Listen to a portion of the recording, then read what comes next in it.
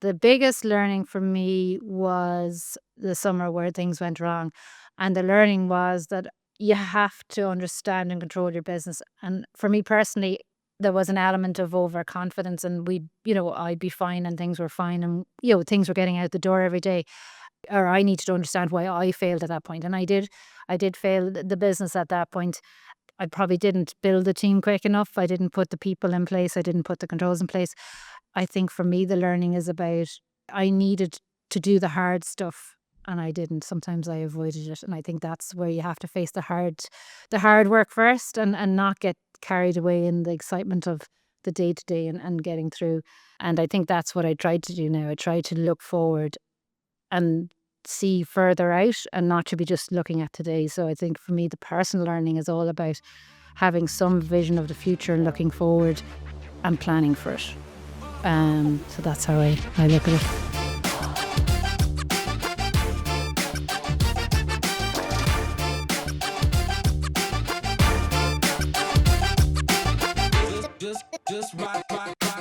Michelle Walsh, thank you very much for joining me. Thank you, Connor. Pleasure to be here. Could we start with what you're doing now? So the management consulting business, what you do, who the clients are, and all that kind of thing. Yeah, perfectly. So at the moment, there's 3 of us in the business at the moment, and we work primarily with family businesses and founder-led businesses, entrepreneurial-led businesses. So really working with people in kind of 3 different phases of their business journey. Around with the family businesses, sometimes it's succession. So trying to bring in either the next generation, or in some instances where the original, or with the founders as well, where the original founder or family members don't want to continue, but the next generation don't want to come in, or the founder has no one to come in under them. So we try to build a team around that. So you're putting in a general manager, an MD, and building a management team, and then putting processes in place. So that's really around the succession piece. The scaling piece then is when we work with companies growing at pace, which is always interesting and exciting, but they come across lots of challenges, because when you're growing at pace, as you'll have done in your own business, when you're growing, there's lots of pain points, and we're trying to get ahead of those pain points and work with them, putting in processes, procedures, and building, again, the management team. A lot of this focuses on the management team. So bringing in key hires, especially the senior level, and then integrating them into the business. And then we also work with businesses if they're on the exit journey. So, but ideally, we'd like to work with those kind of clients. We try to get into them three years out from sale, because there's so much you can do on the lead in for 3 years that can improve your sale value and get you ready, because the sale process is an arduous process.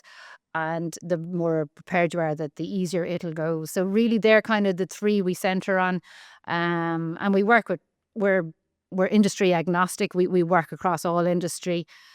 My background is from the food and drink industry, from our family business. So therefore, we have a number of clients in that, but we do cross into engineering, into logistics, and then even into, say, the hospitality sector, and other sectors. It doesn't matter, but the problems for all businesses are the same. It doesn't matter what industry you're in. I want to talk about your background in the family business and everything in a minute. But I'm interested in why, once you sold the family business and you kind of moved on from operational roles and kind of being an executive, why have you moved into advisory, or I suppose back into advisory, rather than doing another operational role? When we sold the business, I suppose it was in the middle of COVID. So I suppose at that point, I originally started looking for a job, as in, to be employed by someone. And while I was started that process, I kind of went, I don't think this is for me. It was a long time since I'd worked for someone other than answering to my family business, obviously. So I was like, I don't know. And then what happened was, one weekend, a friend asked me, he said to me, he goes, Michelle, he was in a startup at the time. He said, can you spare me a couple of hours? Can we have a coffee? So it was a Saturday, went over and met him for a coffee. And we had a great chat, went through all his problems, all the things. And I went, I actually like doing this. And I was lucky, because I suppose I've had, prior to that, I'd had a lot of experience both in our family business and then in my previous work. So I think for me, it was just it was that coffee, and I've told him since he's the reason I am where I am.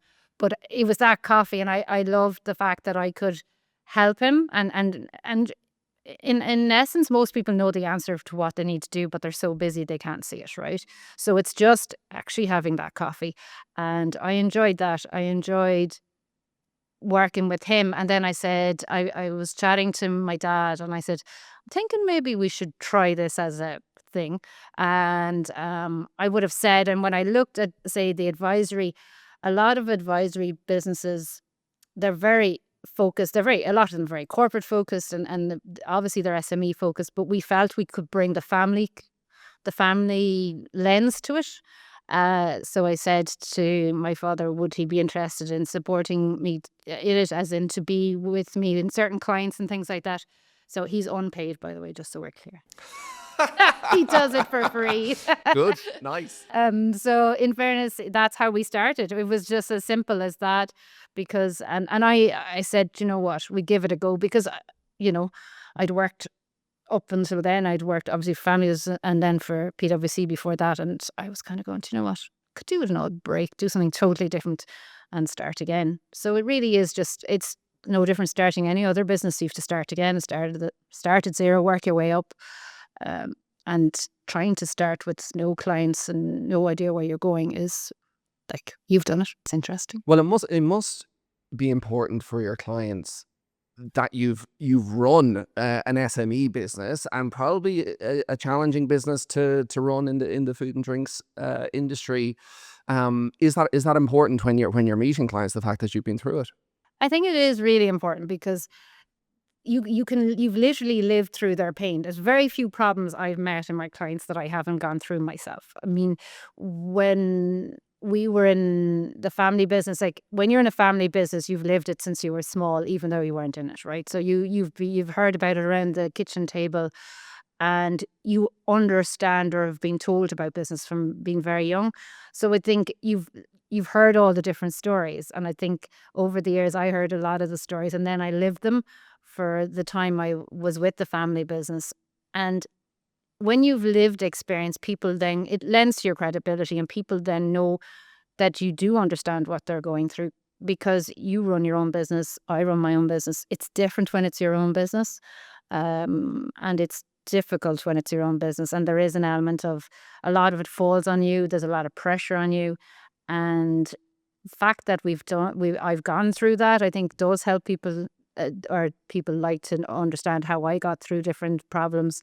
And, you know, it gave me a lot of information, but gave me a great network as well. I mean, you have a huge network when you run your own business. So I think that all helped me set this business up, and for people to understand that, look, I know what they're going through.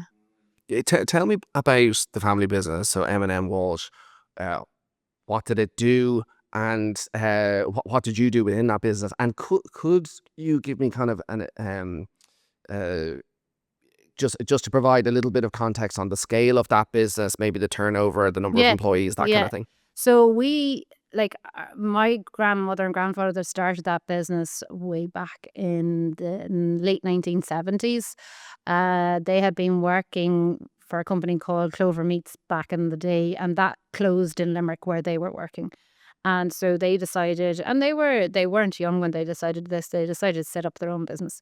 So, which was interesting at the time. So they set it up back in Limerick, and then my aunt joined the business in 1980, and we, as a family, were away, and we came back to Ireland, and my dad joined in 1985. So in 1985, then we bought the second business in Kilkenny, because they needed a source of raw material. And it went from there. So the business in Kilkenny, which was Callan at the time, when they bought it, it was turning over less than 1 million, and it made losses, and it was in bad state.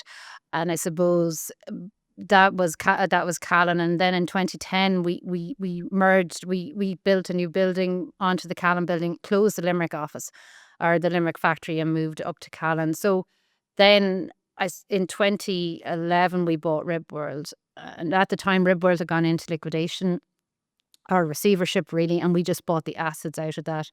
So the combined company went from being a start of small, tiny, to at the end, we bought another company in the UK up to about 125 million turnover. And people wise, roughly when we were selling it, it was around 500 people. So across the three sites, it was big, and there was a lot going on across the three sites. My site that I ran was RibWorld. I suppose the story of RibWorld is interesting. I was working in Africa with gold for a year and a half, and I flew back on a Tuesday. And my dad rings me and he goes, "Where are you?" And I say, "My friends collect me. I'm on the M50." And he goes, "Grand, can you be in Nace on Thursday?" I was like, "Okay." He goes, "And be dressed for business." So then here I was I had to go get clothes because I just arrived from Africa and did not have any business clothes, and I hadn't time to go back to Limerick. So what I did then was we met in Nace and we met the receiver, and within 2 hours we bought RibWorld out of receivership at that point. And on that was Thursday. On Saturday I was in RibWorld, and my 3-month around the world trip, which had been booked, was cancelled. So into RibWorld I went. At that time, we were turning over just about 7 million. We probably had FTEs, full-time equivalents, of about 40, 45. We're very seasonal. We had to close. We only did part-time during this winter when we took them over. So that was the size of us then. And then over the next 8, 9 years, we went from that 7 million heading for, when I left, probably 45, 46, heading for 50 million at the time in that year. And we went from having those full-time equivalents, about 45, up to 250 at the time. So I suppose over 9 years, is it rapid growth? It felt right, like rapid growth, because we went from, in RibWorld, went from a 10,000 square foot building to a 90,000 square foot building. And the move at that time, if we were moving factory. So to move factory, we had to produce enough, then shut down, then move all the equipment up the road 15 kilometres into a new building, put it all in, wire it all up, and press play within 7 days. And I must say that was probably one of the more stressful 7 days, because the day we went to move the factory, right? And I had said, do we need insurance to transport the equipment, because we were transporting it on the trucks. And the guy was going, no, there'll be nothing wrong. Sure, it's only 15 kilometres up the road, right? Now, this is millions of euros worth of equipment.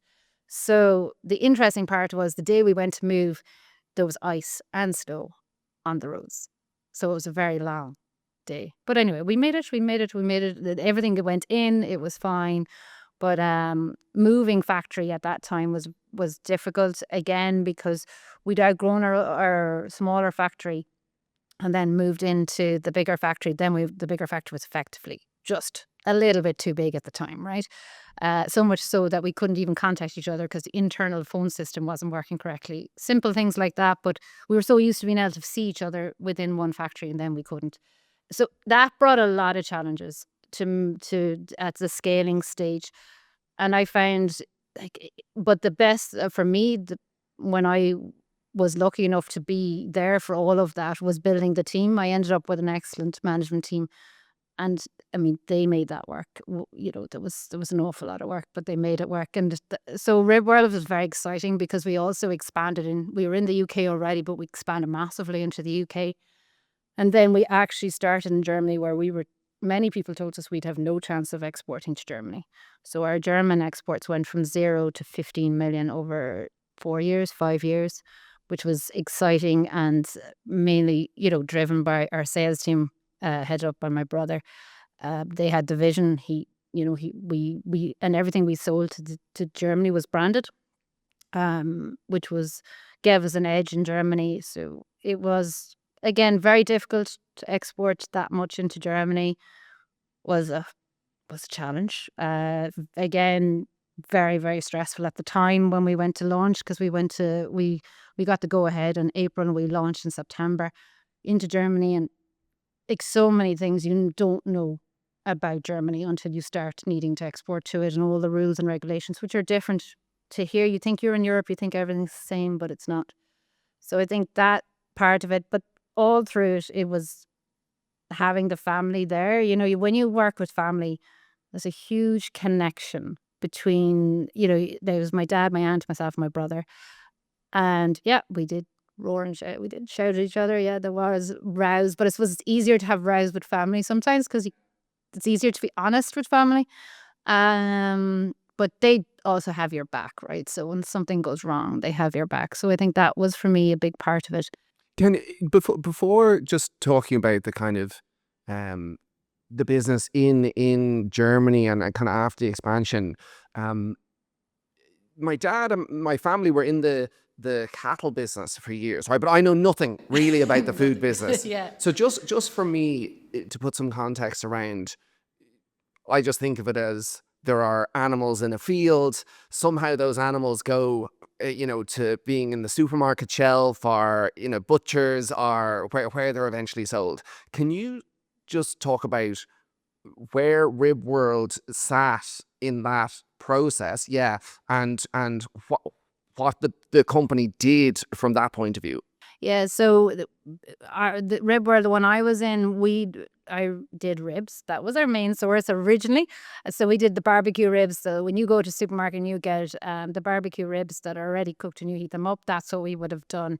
And our process was bringing in the ribs primarily, but then we all brought in other pieces. So if you've eaten pulled pork, pulled beef, we did all of that along with venison, duck, and lamb. So we'd bring all the relevant pieces or whatever pieces we needed in. We'd prepare them from the point of view of sauce and Would those be ribs already by the time they get to you? Okay, so you're so not. we didn't like, so if we take it from your analogy, when the say the pigs or the cattle end up in the factory, they're processed and by well, they're slaughtered and then processed, and we'd only buy the pieces we want from them. The same in say the other business, which is Callum Bacon, which was bigger than us, and they did pork and bacon. But again, from very early on, they were a slaughterhouse originally, years and years ago, back in the 80s when we bought them. But I suppose John, my dad, would have said, it wasn't making money to take in the full animal and slaughter and cut it up. So then he went down the value adds space where he just brought in exactly the pieces he wanted to bring in. And then, so you've no waste. Yes, you're paying more for the incoming, but then again, so what both sites did at that point, the only difference was we would have cooked.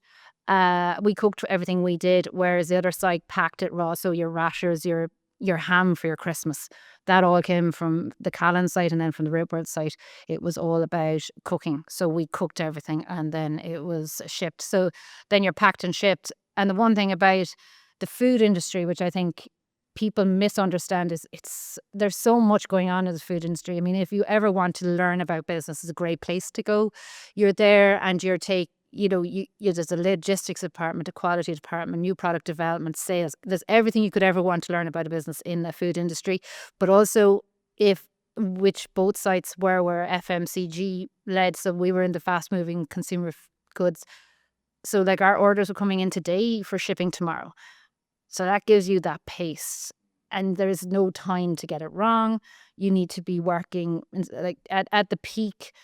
We would have been working when we had busy seasons, like going into Christmas for one site, going into summer for the other. We would be up on 6 days, 24 hours. And in some cases, Sunday, if it came to it, preferably not, but it would come to it at a time. So it's that fast pace. And that's where the food industry is always interesting. It's never the same thing every day. And that's the great thing about it. So that's where we sat in the chain. It was really buying the relevant piece of meat and then value adding and sending direct to And supermarket. by value add, do you mean cooking and put them in a? Yeah. So cooking as saucing. So like ours with barbecue, or there was at least 100 different flavors. So whatever went on them, and that it was adding that the sauce at the stage and then cooking it off, cooling it, and packing it, and then that's ready for shelf. And so the customers then were supermarkets, and so supermarkets mainly. Mainly supermarkets. We did food service, but luckily in one way we were primarily supermarket focused, because when COVID came, that was a positive, because everyone went home and everyone bought from supermarkets. But yeah, there's good times and bad times when you're in being supermarket focused for any business, and many people will understand this. Supermarket's a tough business to be dealing with, supermarkets, because they have a tough business. You'll see them, they're all competing with each other all the time for market share. and you're part of that. So you're always under pressure. You always if you're in the food industry, you have to bring out new products, new ideas. You need to be looking at the category. What can I add? But also then you have to be price competitive as well, because that's all about price. What you see with supermarkets, they're always in price wars with each other. And again, you're part of that chain. So the pressure comes all the way down. Yeah, it's interesting what you said there about your dad having that insight that kind of the whole chain of slaughtering the animals and doing all that just wasn't worth it. Um, I spoke to Vincent Carton from Manor Farm, and Vincent had said when he first started in his family business that interaction with the supermarket was the first thing. They were selling, call it chicken breast, or, all sorts of chicken to the supermarket. But what Fergal Quinn had said, or what Fergal Quinn's manager had said to him was like, we want the fully packaged stuff. That's what our customers want, and it became a totally different business just because the supermarket had sort of determined, well, they're the customer, right? So that's what they want. So can it be hard to implement that stuff? Because I suppose it becomes a completely different business from manufacturing or whatever into kind of a quick turnaround, as you say. Yeah, it does. And a lot of it depends on, like, the supermarkets can change their minds a lot about what they want as well. So for obviously back when Vincent did it, that was a massive change for their business. Most businesses now, it'd be a case of, I'll give you an example, where they change the packaging. So obviously a lot of things have become focused on sustainability. And even that, for the supermarkets are pushing that and they want it changed. But for the factories now, then you have to change. You may have to change your machinery, or you have to change a major part of your supply chain, and that's where, when you're playing in with the supermarkets, it becomes, because it's right. They dictate what happens, and what they want goes. It's not like you have any power there really, unless you're a very big supplier. So I think that's where nowadays the format can change.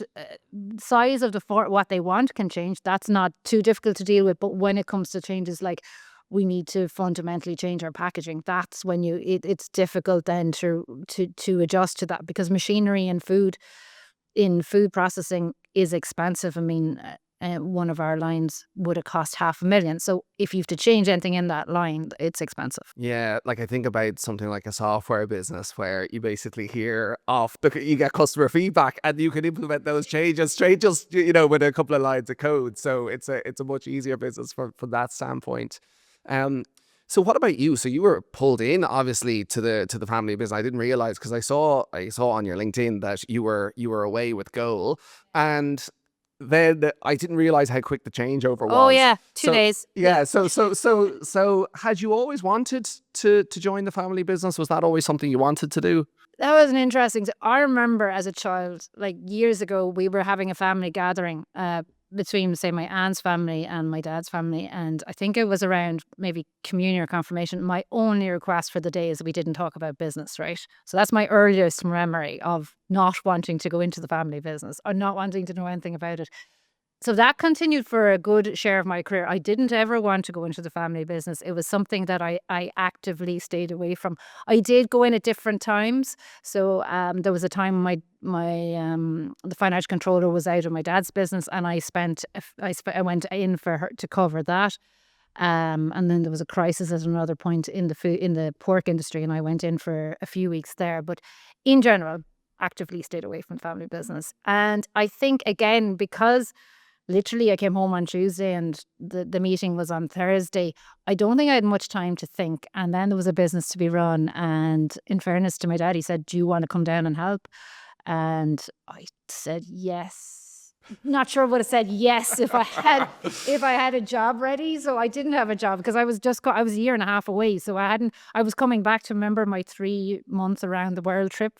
That was booked. That's what I was doing next in life. I wasn't doing anything else. And then, I don't know, I suppose I just got sucked into it.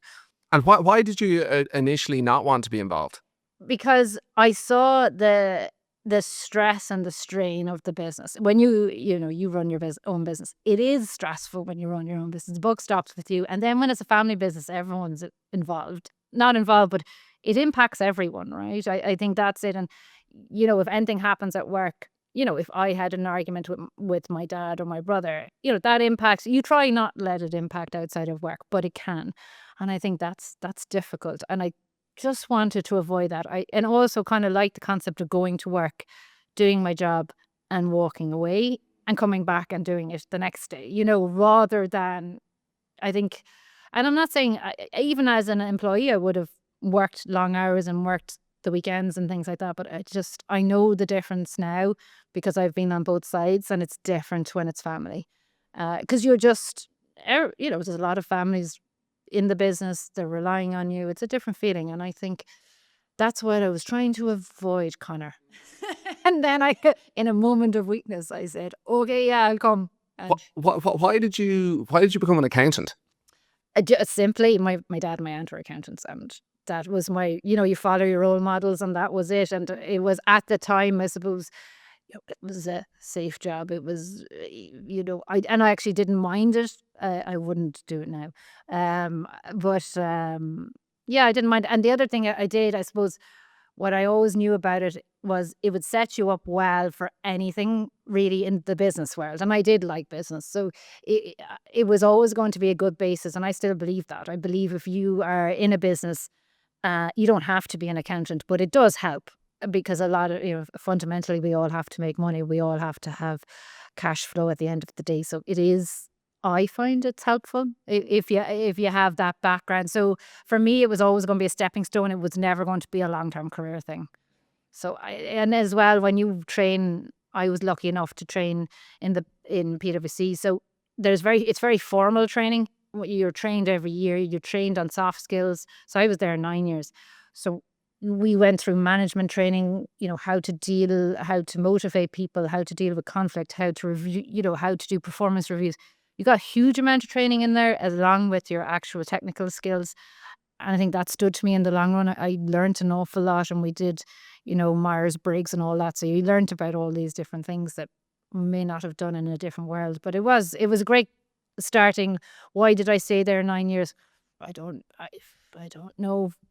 Again, got into it, Connor, and didn't get out. But got out purely because the crash came, and I was like, okay, things changed. Did it help for professionalizing the food business once you got into it? So when you bought RibWorld, the training that you had done, I suppose, in PwC and everything, did that help kind of putting in structures and processes in and around what was a kind of a small business at the time?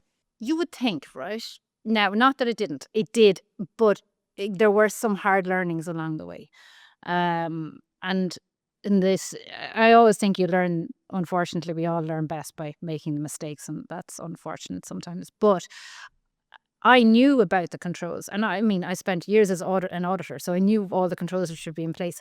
But when you get into business and you get busy, and you get very busy very quickly, suddenly you're not so worried about all those controls that you have just been telling everyone for the last X amount of years they should put in place. And I had a summer that I remember vividly where we were exceptionally busy. But this was year 2 into our existence by taking over.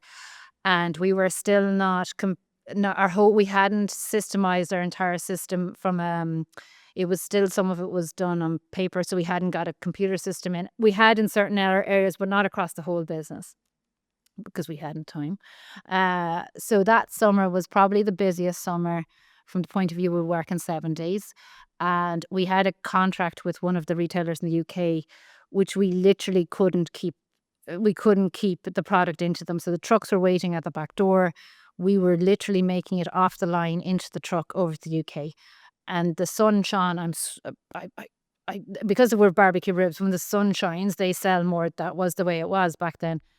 And the sun kept shining, and the orders kept coming. And every morning I used to wake up, and we'd have 6 a.m. we'd have a report from our UK distributor hub where we put our product, and every morning I'd open it up and it'd be 0. And I'd be like, oh, here we go. So it was relentless. It was just relentless. And what I learned from that was we lost control that time from, control over our costs. Because when you get really busy, that's what can happen. You just throw everything at the problem and you keep going. And So did I put in the controls at the time? No, but I did after that summer, because that summer cost us money.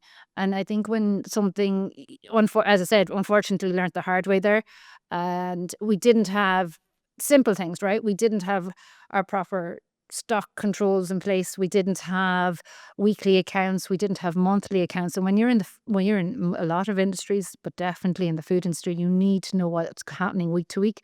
You need to know if if anything's gone wrong in the week. Where is your yield at? Where's your losses, your stock loss at? What the price of incoming product can change all the time. How's that impacting your margins? And we just didn't have that in place. Now, subsequently to that, we had a full system that told us the profit on every single job we did every single day. And that fundamentally changed our business and refocused us to look at exactly where we were making money, exactly where we weren't making money. But I suppose that you'd like to think we'd have had that done before that summer. We didn't. And you can only look back and say, right, learned the hard way. You must, I suppose, take that in a lot of ways into the work you're doing now, right? Because obviously we've talked about it already. You've kind of lived with the experience of having no time, uh, being under huge amounts of pressure, working all the time, being stuck in it. In what ways can you start to help managing directors and business owners come out of that? Because as you said, they probably know a little bit themselves about what they need to do, but they just can't get their head out of the ground. Yeah, I come at it two different ways. One is I try to sit with the managing director, the founder, CEO themselves, and understand what their week looks like. And it's that in one way, that's the starting point, because where is your time going? What's the drain, right? What's pulling at you every day? What are you getting involved in? And sometimes that brings up interesting things, because for me, sometimes I see that, like we all do, we default to what we like to do, right? So sometimes what we like to do is the stuff we always did. Like we're back into operations. We want to know where the orders are at, where production is at, or if we're services, how services are going. So that's interesting, because you default into fixing whatever crisis. So there's something wrong in production. You've now decided as CEO you're going down the floor to fix that, when you probably don't need to, but you like doing that because you know you can do that and you've fixed it. So when I sit with founders, I ask them, what's your week to week now? But some of them I can be saying, right, give me your timesheet for the week. So where, allocate every half hour and tell me what you did for the week. And I think that then gives an insight into what taking time. And what we try to do then is say, right, how do we get some of those things off their desk? Some of it now is trust. Trusting your team to take over from you. They will make mistakes, just like all of us have made mistakes. But it's delegating and making sure that they have the confidence to go ahead and do it. And sometimes it's getting the owner or the founder to leave go. To There's an element of they don't like leaving go. They don't like leaving decisions go to other people, because I think you know if you're in control of it, it'll be done right. If you're not 100% sure. But it's giving them confidence that we've enough checks and balances in place that it will work. So we work at that angle. And then it's also then trying to get them to come out into meetings that are strategically focused. So putting the agenda, like agreeing, say if I was talking to you, would be like, what are we achieving this year? And then when we meet, it's what have we done to get closer to that win? Because we can't have our objectives day to day. We can't have things we want to get done every day, but we need to have, I suppose, goals, and those goals have to be achievable, but we need to be moving towards them every day. Like we're halfway through February nearly. This weekend, we're halfway through February, a month and a half into the year. How close are you to the goals of 26? You have to be along the path. So it's trying to get them to focus on the bigger picture, the actions they take now that will help them get to those objectives. Now, there's a whole thing about having 3-year goals. Yes, you have 3-year goals, but you need to break that down into quarterly goals and then annual goals. I think when I'm with them, then it's because we've all been sucked into operations. We've all been sucked into day to day. It's trying to give them the window. And sometimes it's the simple things. This kind of, it's coming off site. Sometimes it's just literally not been in the building. and that'll be interesting. And growing the team. I mean, then I work with them and look at their team and who's right and who's right person, the right seat really, and seeing if there's any of them that need to be changed out or new people coming in to strengthen everything. But it's the time thing because one of the biggest things I find is emails. I mean, so many emails come in, and as a person grows their business, they used to get the emails about everything, right? Because when you start your business, when any of us start a business, we got all the emails because we were the only person. And as the business grows, you still get the original emails plus all the ones added on top. And then everyone's CCing you in because you're the boss and you have to make the decision. So next thing your inbox becomes like a job in itself. And the question is, someone says, "Oh, I have to do my emails." I'm like, do you really? Is there really? Do you really have to do it? I remember years and years ago, back in PwC, one of our partners came home from holidays. He accidentally, this is a long time ago now, and we were in Lotus Notes at the time. He deleted all his emails, his entire inbox gone. And, I don't think there was a recycle box. The whole thing was gone. And I was like, this isn't good. This is not good. And he goes, "Simple, Michelle. If it was urgent, they'll email me again." So I've always had that at the back of my mind. If it's really bad, they'll come back. But I think we probably escape to our emails sometimes. There's an element of, I'm doing work because I'm in my emails, but are you actually doing work for your business? Obviously, no. Don't get me wrong. You have to look after your customers, your suppliers, your staff, but are we doing it in the most efficient way possible? Well, it's very easy to get sucked into email because there's a few problems there, sometimes easy to fix, oh, I got a new one, what's this, oh, what's going on there? And then you're getting involved in things that maybe you never probably shouldn't wanted. be. Yeah. And it's the quick win, right? It's, as you said, that quick win, because you get that, yes, I fixed something. And I think it's that endorphin hit of, I've fixed something, I've saved something, great. But is that really, could someone else have saved it? And then could we do something else? I think that's a challenge. Talk to me a bit about personal goals for the business owner, and maybe, so when you mentioned Myers-Briggs earlier, and then you were talking about founders doing things that they kind of like doing in the business. What way do you kind of work with founders on that? Because obviously they probably want to do some things they still like doing, or want to work. If they're an operations person, maybe they're kind of a COO more than a chief commercial officer or something like that. Do you work with them on that? Because oftentimes I think the managing director can be spread so thin across kind of all the areas, mainly focused into one, potentially the one they like, but I suppose how to manage kind of business growth and kind of personal growth or intuition in that sense. Yeah. So, and that's like when I meet whoever I meet when I'm going to work with them, the first thing I ask all of them is, what do you want personally? Because ultimately that's what we need to know. And I suppose it's trying to understand them. And as you said, what makes them tick? What, do they love being on the factory floor? Do they like being out with customers? And it's really hard. It's getting them to, some of them will just want, oh, I just want to work. But you need to hone that in a bit, because we need to understand what's motivating them, and as you said, where they prefer to be. And it's difficult. It's difficult because they're so used to doing everything. And I think what also I try to figure out is their timeline. So do they want to be working as the boss, the founder, forevermore until they retire? And when do they want to retire? Because, I have people that are long past retirement. They don't want to retire. That's fine too. Everyone to their own, right? But there's people I know who want to retire at 55. There's people who don't want to retire. So you're trying to figure out what's their timeline, but then where do they want to go within the business? And the big question is, do they want to be the boss?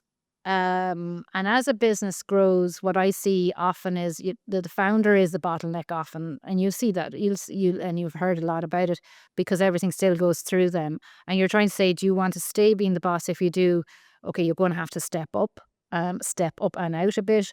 And so they're not, like you said, they're spread very thin, but that's because maybe they haven't built their team under them.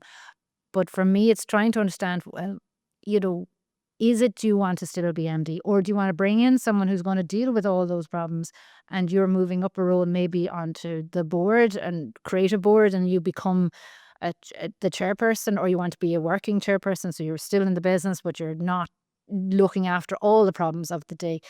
It's really hard. It's really hard to know what they want. I was listening to one of your podcasts with Philip recently, and I was like, well, he's gone into a whole different depth about what what they want to do, right? And I think it's what do they want to do, because some of them, it's their life, right? I don't know if it's for you, but for some people who have their own business, it's their absolute life. It's taking up 7 days a week in their mind. They're living it. So coming out of that is very, very difficult. And then your sense of purpose. If your sense of purpose in life is somewhat tied up with your business, how do you want that to go forward? Do you want it still to be? I have no opinion on that. I mean, it's up to people, but it's trying to get them to admit to what they want. And I think the interesting one always for me about motivation is with founders is sometimes it's someone else in their life who is deciding, trying to encourage them to step up or step out and to take time in their lives. So I think sometimes we can be, especially owners of businesses, can be a bit blind to how much they are ingrained in their own business. But it's difficult. I do try to get them to admit to what they want. How far away, and this probably wouldn't be standard, I'd imagine, across all businesses.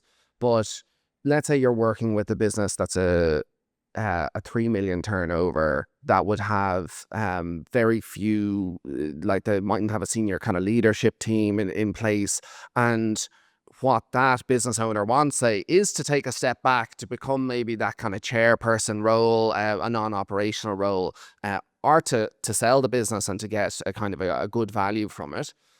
There's probably a lot more that business has to do, and it's probably going to take a lot more time than, say, a business that's 5 times the size, that they mightn't have some stuff in place, but they have the money to do it and to kind of act quickly. How broad is that timeline, and how realistic is it if you say to a founder, look, this is an 8-year, 8 to 10 year journey that you're going to have to go on, are you prepared? Or is it, or can kind of most things be done in about 3 years? I think it comes back to, it depends on the money you want off the table, doesn't it?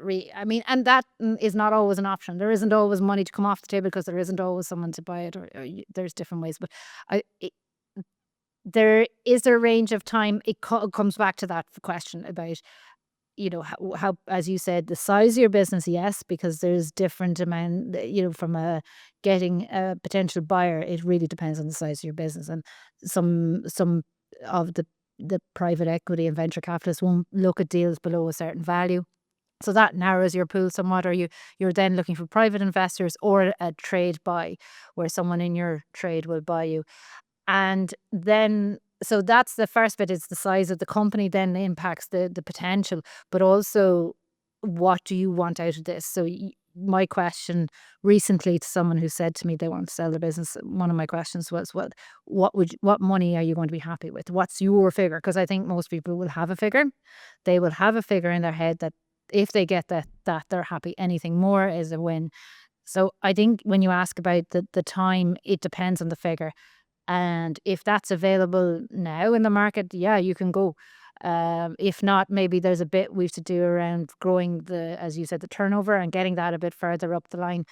And there is that point then, if you're ingrained in the business and you want to sell the business, you're going to have to stick around for a couple of years as well. So that adds to your timeline, so you're not getting, you don't get to check and walk out the door. And that doesn't happen all the time. So if you don't have a strong senior management team and you are integral to the business, then walking out the door is a bit longer. So it could be a couple of years. But if you don't want that to be the case, then it's going to take a few years to put in a managing director, build a team around that, grow the business enough to pay for all of that, and then exit. With you exiting, you'll have an earn-out clause. Quite likely you're not going to get away with just getting cash on the table and no earn-out clause. So you'll be earning out over a couple of years. Potentially, there's so many different options on deals, and I think that's where you just have to decide what your timeline is and what your value is. They're the two questions I'd be asking. What's your timeline, and what money do you need off the table? And after that, then you put a plan together. But it can be very different. And the bigger company you mentioned there, if you were much bigger, yes, you can throw more money at the problem potentially, but you also have to protect your earnings or your profit. And then it's again, is there a buyer out there for you? There isn't always a buyer for everyone, I suppose. Why did you decide to sell your business? We got to a size that we had 4 of us in the business, but we'd 8 shareholders. So there was members of the non-participating members of the family in the business. And really at that point, I suppose my dad and my aunt were past retirement age, and that left myself and my brother, and buying it out wasn't an option. We'd have had to buy everyone out, and that really wasn't we probably weren't willing at that point to go into debt to buy out the company ourselves, or put the company into debt to buy it out. So I think that was my dad and my aunt were at the point of willing to retire. We weren't going to buy it out, so sell was the option. Was energy the thought process there? Were you thinking that, okay, if I have to buy it out, I have to probably spend another 10 years growing this business into something else? And was it an energy thing for you personally? For me, yes. Maybe not for my brother. We different energy levels. And he's brilliant. Like he's the sales and marketing. He's the visionary. He used to get we're different, very different. Myself and my brother. I really enjoy working with him because we balance each other out. But I remember when we got the Germany contract, himself and our head of sales, the two of them were so excited, and I was just having a panic attack because we were just so different. But so the energy is very different for him.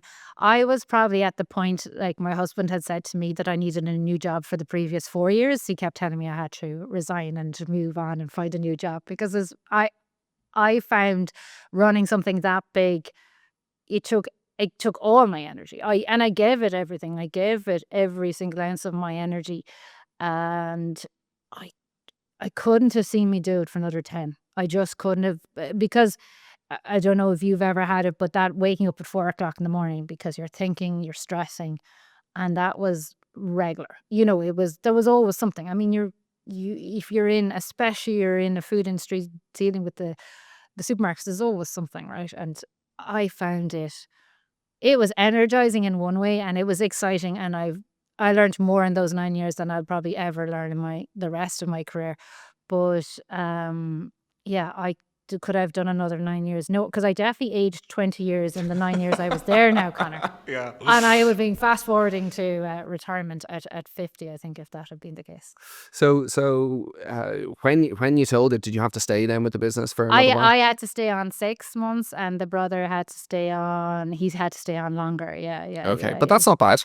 No, it wasn't. But I suppose we were, as I said, we had a great team. We had a fantastic senior management team, a fantastic management team under that, and they could run any show. We were blessed that way. So yeah, I was, and then that was it. I was out the gap. Did it feel, once it was all over and you'd gotten the money and everything, did it feel like you thought it was? Was it a kind of a relief, or was there some sadness there? There was a mixture, right? So I think the actual sale process is hard, and our sale process was made harder for a number of reasons. But one particular reason was COVID, right? So COVID hit. We were, say, when you're selling your business, you have a share purchase agreement. That was getting towards agreed format, and then Leo Varadkar closed the country that Tuesday. So suddenly everything got thrown into disarray. Now in fairness, our deal kept going, but I suppose at that time then it became very stressful because suddenly you weren't having meetings. Everything was online. Everything was different. You weren't meeting to discuss or negotiate. Everything was done via phone and things like that. So that was very different. But for me, it was the process of the sale was very stressful. I found it, that was me personally now. I found it very difficult because, you have to get the business still has to be run, right? So you still, yes, the team were there, but that's still you're still technically supposed to be working on that, and you're trying to do the sale process, the due diligence, and you're also trying to keep it a secret relatively. Now that worked out well because that ended up in the Sunday Business Post, so that secret was. My brother rings me on a Friday going, it's going to go in the Pacific. I was like, why? What? Who told them? And it was just, so you're trying to keep everything secret. You're trying to keep, you don't want your suppliers, your client, your customers knowing, run the business and sell the business, right? That's just, it's a very difficult period. And I found that stressful. So when it was all over, there was an element of just relief of the process being over. Sad, yes, because, my grandparents, my dad, my aunts, my brother, we'd all spent a lot of our time in it and built it up over the years, and then it was gone. And that's the bit. You have something that's been part of your family life, all your life, as long as you can remember, and then it's gone. So there is that element of, wow, it's over.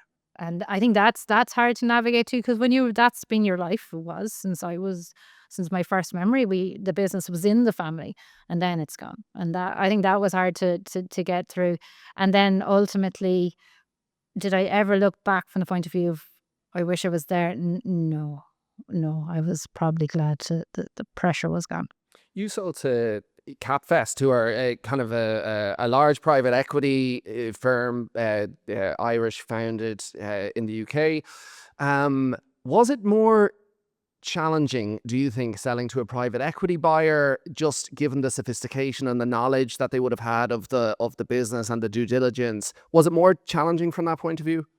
It was a challenging process. Now, part of that was because, Capfest, we were dealing with two countries, two solicitors on both sides, Irish, English solicitors. Due diligence was incredible. It was absolutely incredible. I mean, I've been through other due diligences with other clients, and that nothing resembles what we went through. The legal due diligence, even at the time, our solicitors were like, they'd never seen anything like it. That kind of intensity. So yeah, maybe, and because I hadn't, at that point, I hadn't sold a business, so for me it was all new. But my solicitors did tell me it was unusual, so I can only go by what they said and what I've seen subsequently. It's never been as in depth since, and I think, yeah, they were a big player. We were a big, and they had, at the time, they had bigger plans because they subsequently sold within months of us, or within less than a year of us being sold. They sold, so that was all going on in the background as well. So I suppose we weren't privy to everything that was going on in the background. So I suppose there was a lot of things at play that they were trying to get their ducks in a row for a bigger play, and we were just part of that. So it was difficult. It was intense. And then you have different sets of lawyers. So because it was England and Ireland, you had, where you would have, if it was just an Irish transaction, there'd have just been the Irish on both sides. But then we had our English lawyers, theirs, and our Irish and theirs, Irish. And then Caro was actually the company that was buying us in the middle, which was an English company, meat factory. So their lawyers were involved as well. So it was, yeah, put that many lawyers in a room, see how you get on, Connor. What was it? Maybe you know, but or maybe you don't know. But what was it that made it an attractive business to buy, and kind of what things did you put in place to make it a good business at that point? For them, it was a play into the Irish market because they had Northern Ireland. They had premises in Northern Ireland. They had two, actually. And they wanted, again, because their bigger play was to sell themselves, Capvest, to package with, they had another big, Young Seafood was in there as well.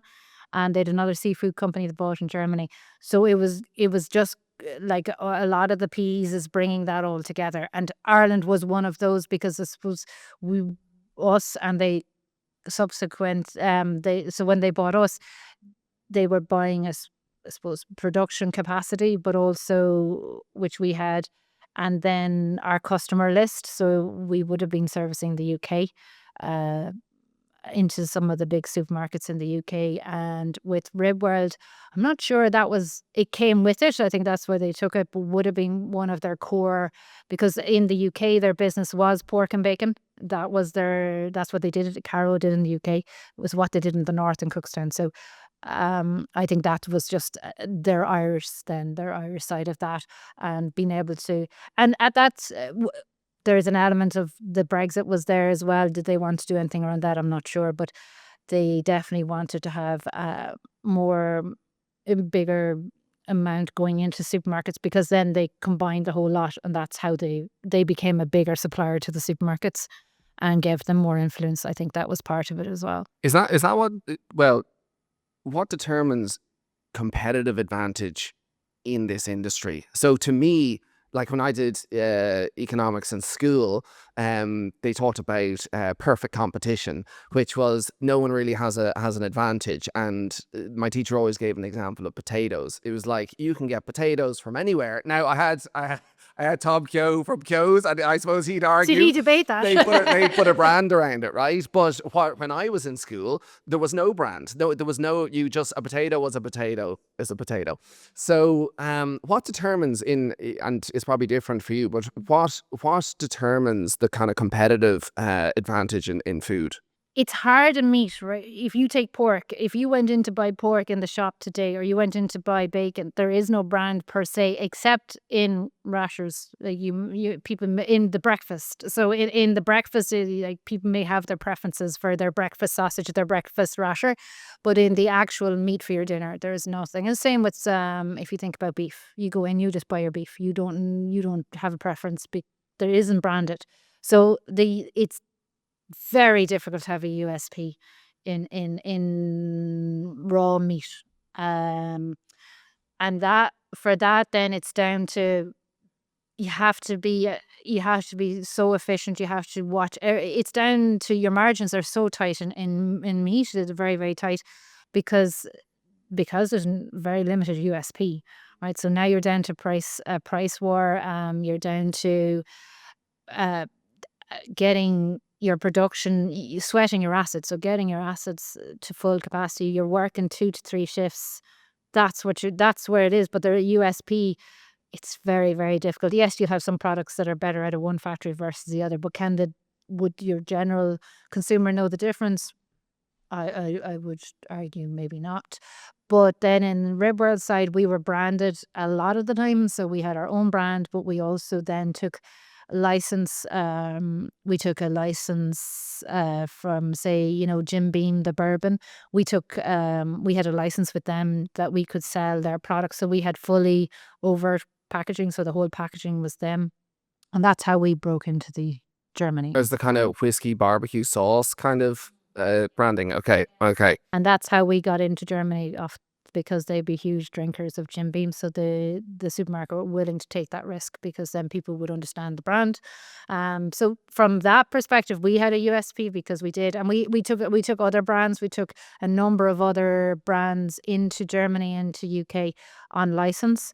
And that gave us, to your question, that gave us USP, because then the rest of our business was PL, private label. So you're making under the brands of supermarkets, in which case, sure.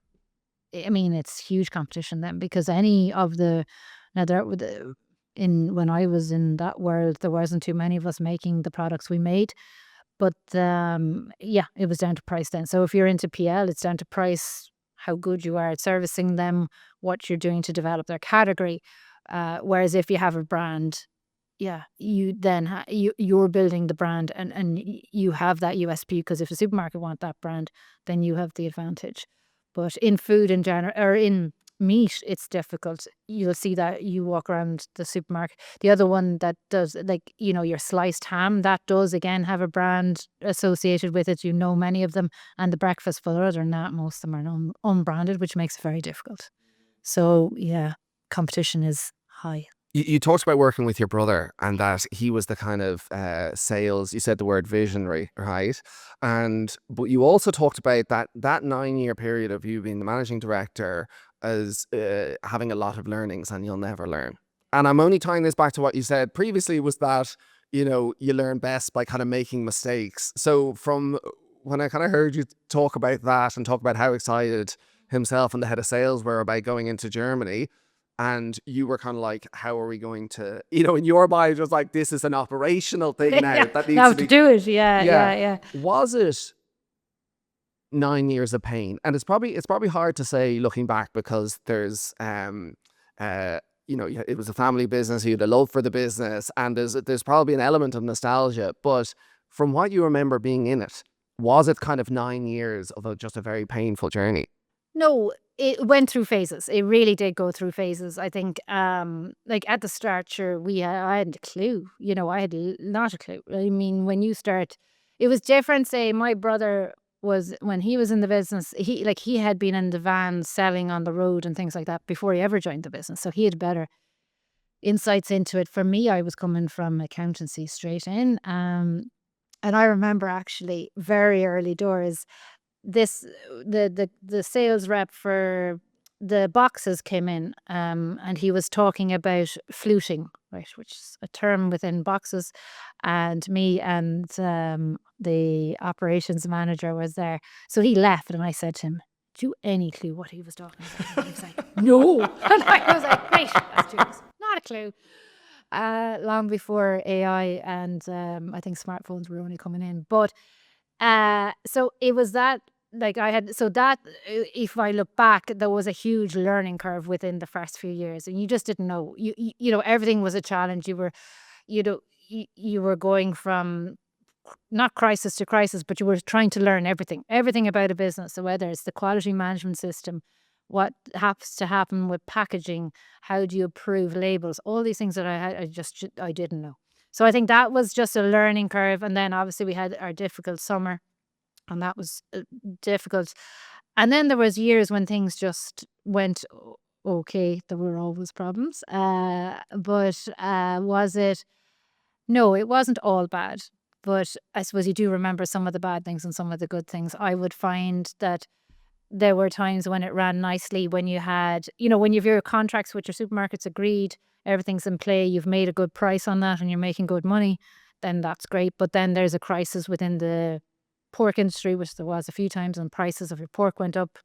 Then you suddenly were into loss-making territory again. Things like that happen, and there are the times that you felt the stress and the pain. Germany was fine once it got going, but I mean, like, one of the two stories about Germany. One was about July, so going live in September. The German buyer was on the phone, and my German is okay.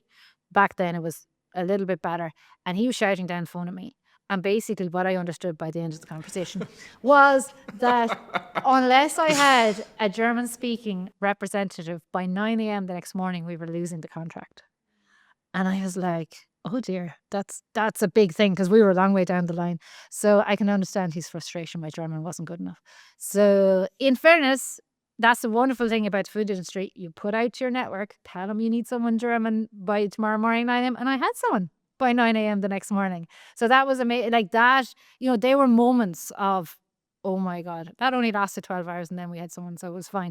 And the other one was, I think we were 3 weeks out from launch. And a very simple thing, food goes in, normally chilled food, 0 to 7 degrees.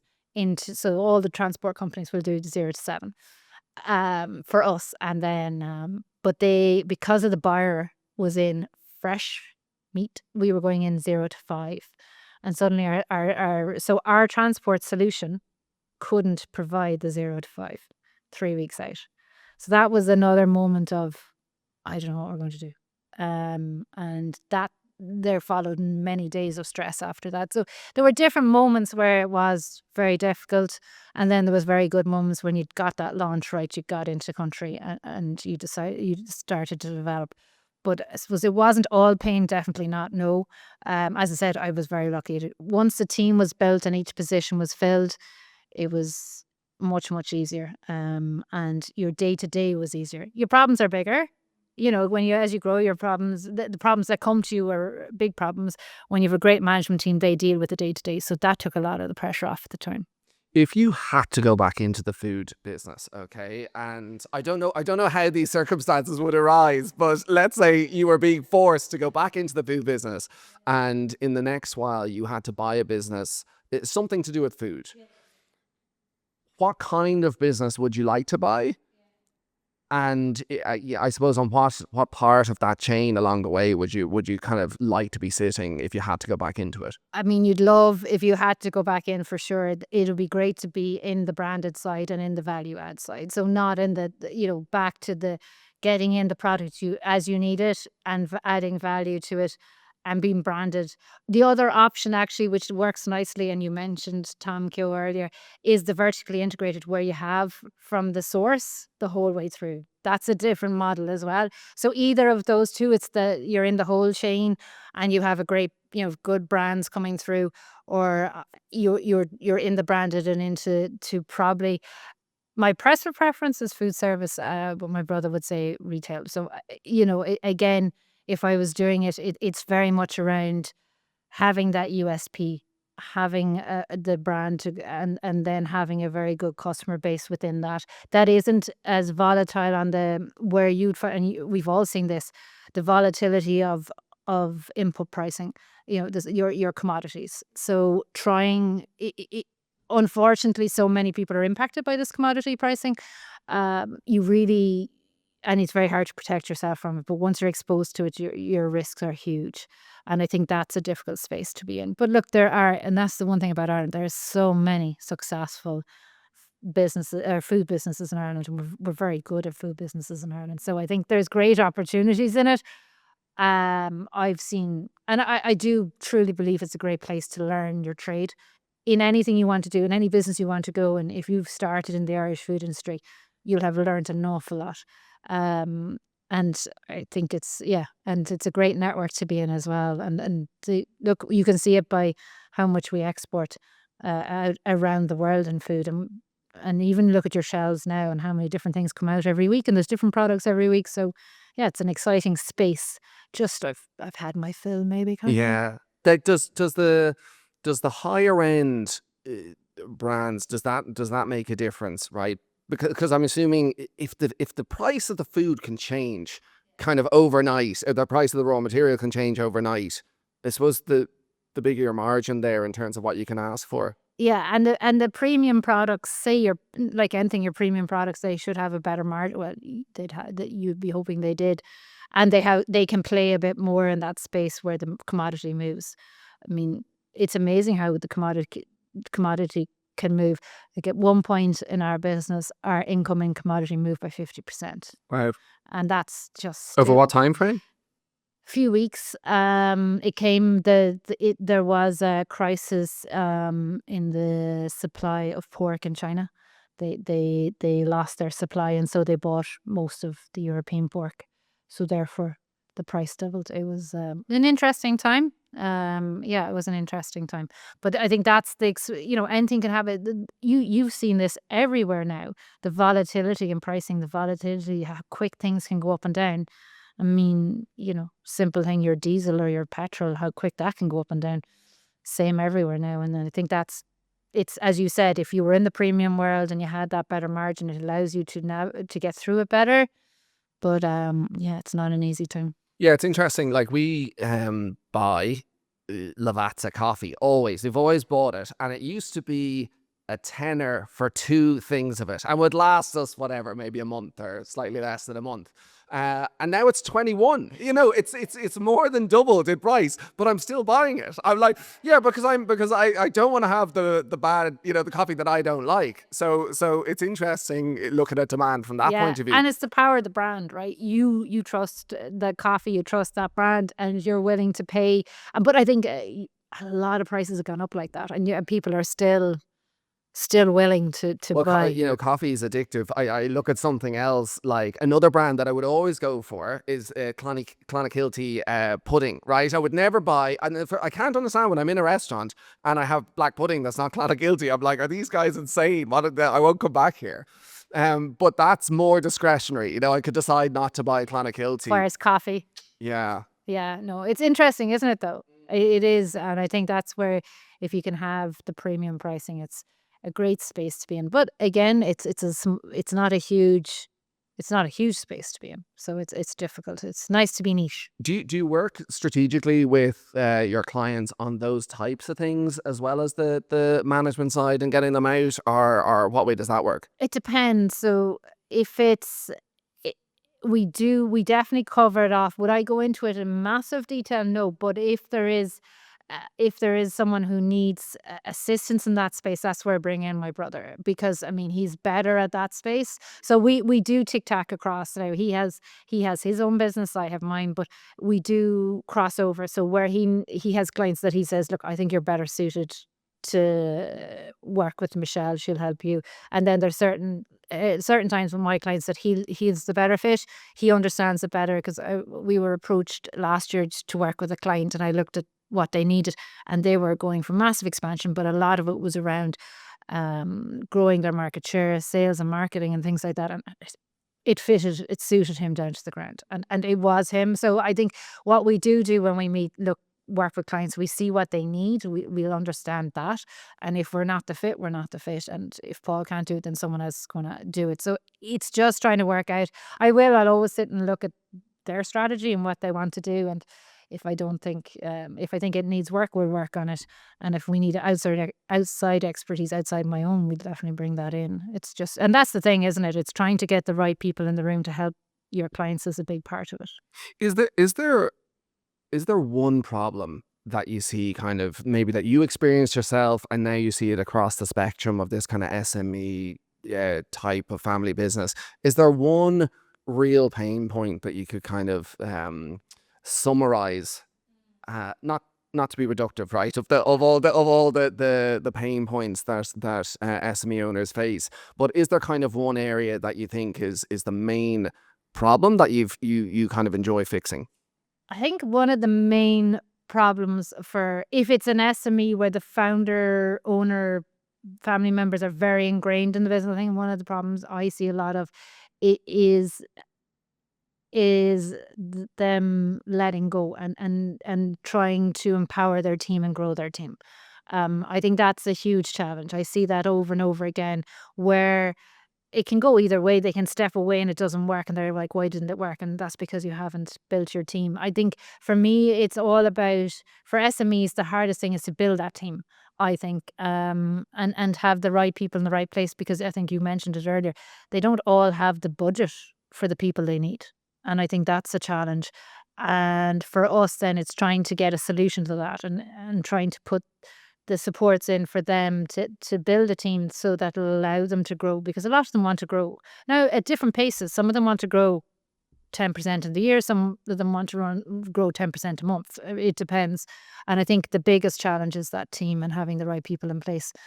And because once you have people in over each section, or over some sections, then they can fix the problems there, and they can grow the team there, and they can, rather than it all coming through the founder. And that, for me, with SMEs, a lot comes up through the founder, and that's, or the owner, or the business, or the family members. And that's where I see a big problem. And the other problem then is just general people trying to get resources. You'd be better placed to talk to that, but it's so hard to get people.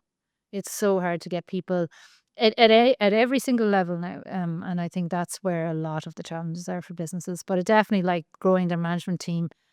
And the other thing I find with SMEs is lack of information around management information. So let's say, like I said, we failed ourselves. No, as in my business, my dad used to run it to the penny, right? He was very, very, and we got there eventually, but not having that management information. So it would surprise you how many times I go in and companies don't know what's driving their gross margin. Okay, overheads are relatively straightforward for me, but like, what's driving your gross margin? What made you profitable? Better still, what customers made you profitable? Can you answer that question? And it just, so many times they don't have the information, and they don't have that it's a real thing for me, is all about they don't have that monthly information, that weekly flash report, so that you're comfortable, where everything is at, especially when you're scaling. Because one of the things I've seen so often, when you're scaling, there's a risk of running out of cash because you're trying to fund growth, and people don't always have that mapped out. So they don't know in 3 months' time can they meet their payroll. And I think So for me, it's two things. It's that whole building the management team, and then some management information, so that you have the information you need to give to the team you have to make the right decisions and push forward. To make it, that's where I'd see it. And then the other, I suppose the third, the one that sits on top of that then is, do we have a plan? You asked earlier about a strategic plan. Do we have a strategy, albeit for the next 12 months? It doesn't have to be 5 years out, definitely for the next 12, preferably for next 3 or 5. But where are we going? And that makes sure then the people and the information are feeding into that. So that's where I see it. And that's what the jigsaw you try to put together. Yeah, the management information is it's an interesting one, because sometimes what I find is that the company could have good management accounts and everything, but that split of where the profit is coming from. I was listening to a guy recently. He had bought a business in the US, and he had checked that box of customer concentration. So he said, okay, revenue concentration is right. Yeah, there's one customer who's 20% of the overall. If we lose them, we're going to be in trouble. Buys the business. It went to zero in the end, sadly. But what happened there was that customer didn't leave, but one other customer left, and that was actually the majority of profit. So rather than 20% of revenue, they lost 80% of profit by this, and it's sometimes you think that you've got good information and you think that you're checking the box and you understand the risk, but it's not always clear. No, it's not. And that's a very good example. People so often don't look at their business margin by customer. I mean, the turnover figure is somewhat irrelevant. It's all down to how much cash are they generating for you. And it's hard, right? Because that data isn't always the easiest. Now, in fairness, systems are becoming easier and easier to use, and especially with your SaaS models coming in and the speed at which AI is evolving, much better management information is going to come out. But SMEs need to get onto that quicker. And if you can see, as you said, you could be 20%, but they could be your biggest customer and making you the least amount of money. That is a possibility, because they're the people who take up all your time. And they're also the people that probably have the influence, because if they're 20% of your business, you've probably gone out there and said, I can't lose them. So there is a risk when the bigger they are, the more they can push you on price and the more you give. And therefore then you're heading into it. They're now becoming not very profitable, and they take up a huge portion of your time. So yeah, it's scary stuff, and people don't do that analysis. No, some do, some are excellent at it, but then some companies don't do it, and I don't. It's and it does come down to systems. So say if you have a service business and you have all your staff and they're all servicing different customers. Simple question I have for people in that world is, well, do we have a timesheet system that allocates all your staff's time to each different customer? And then we're running a profitability by customer because we have all the time allocated. Not every business who have people as their main source of, so they're not a production site, they're a service site. They don't always have people allocating their time to especially if it's easy in some businesses because people, one team works with one client, that's easy. But where you don't and you're across all clients, are you doing your timesheets? Are you analyzing which client is making you money? And that's not always a thing people do. And therefore we all risk it. We all risk them being busy fools, as they say. Michelle Walsh, it's been a pleasure having you in. I want to just ask you before we finish up. You seem like a very practical person, okay? And a lot of things we've discussed have been kind of practical elements of growing a business, how you did it, and selling it. I'm interested in, over that 9-year period that you were managing director, what was your biggest kind of personal learning? And, it might be maybe you failed or you see it as a failure with a person where you had to kind of learn the hard way. But for you personally, in your kind of personal development and growth, what was the biggest learning throughout that period? I think the biggest learning for me was that it was that summer. It was the summer where things went wrong. And the learning was that, you have to understand and control your business. And for me personally, I suppose maybe it was at a time there was an element of overconfidence, and I'd be fine and things were fine, and things were getting out the door every day.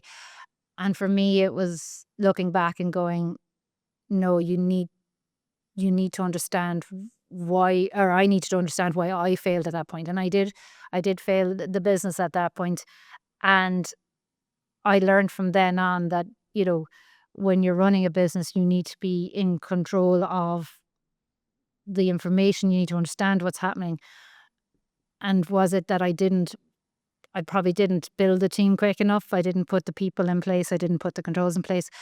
And sometimes I think for me, the learning is about for me at the time I needed to do the hard stuff and I didn't. Sometimes I avoided it. And I think that's where you have to face the hard work first and not get carried away in the excitement of the day to day and getting through the business. So for me, it really is about facing down the hard decisions, the hard pieces of work that have to be done. I didn't do those at the right time, and I think that was my learning. And as I went along, there were still times. It's not that you made different mistakes, but you did learn that you had to deal with problems as they arose and try get ahead of them. And I think that's what I tried to do now. I tried to look forward and see further out and not to be just looking at today. So I think for me, the personal learning is all about having some vision of the future and looking forward and planning for it. So that's how I look at it. Was your confidence ever knocked? And I just think about it in the sense that you said, okay, I had a personal failing here. I was a little bit overconfident. And looking back, maybe it's easier to say, but I learned that I could kind of put that practical stuff in place. But was there a kind of a head in the hands moment of what have I gotten myself into here, and can I actually do this? I think there were different stages where you just wanted. Was there did I ever want to quit? No. But there were stages where you'd be annoyed at yourself for getting it wrong. I'd be self-critical. I'm sure most people are. Was my confidence knocked? No. Do you know what it was though? And you can't underestimate this with working in a family business. The, having my dad, my aunt, and my brother there made such a difference. Because even when I did get something wrong, yeah, don't worry, my dad would be clear about that. But equally, he would help, especially him, my aunt, would help me through that and help me to get it right the next time. I think that was. Did I ever lose confidence? No, I learned a lot, and then and it's the same of anyone who has a boss. Like if you work in a family business, for me now, this is how it worked. They were there, and the one thing my dad would say we all had for each other was respect. And I think if you have respect for each other, and then you want to build that person up, that's what they did, and they were always there to support. So for me, no, there were times, yes, confidence got knocked, but ultimately it was, and it's not, it's all about just having enough confidence to keep going and not to be, we can't be overconfident. And I think I was very lucky. I was very lucky with the support network I had. Also outside of work, obviously I had personal support network as well, but within work, really when it mattered, the four of us came together, and that was a huge thing for us, a huge thing for me, and that's what got me through. There is no way I could have done it without the rest of the family being there. I think that's a very positive note to finish on. Michelle Walsh, thank you very much for coming in. I've learned a huge amount from this conversation. I knew nothing about the food industry really, and I'm really happy that we got so far into the detail on it. Where can people find out more about you, what you do, and how can they get in touch? Yeah, look, the best way to get me is on LinkedIn, so you'll find me there. Excellent. Michelle Walsh, thank you very much for coming in. Thanks a million, Connor.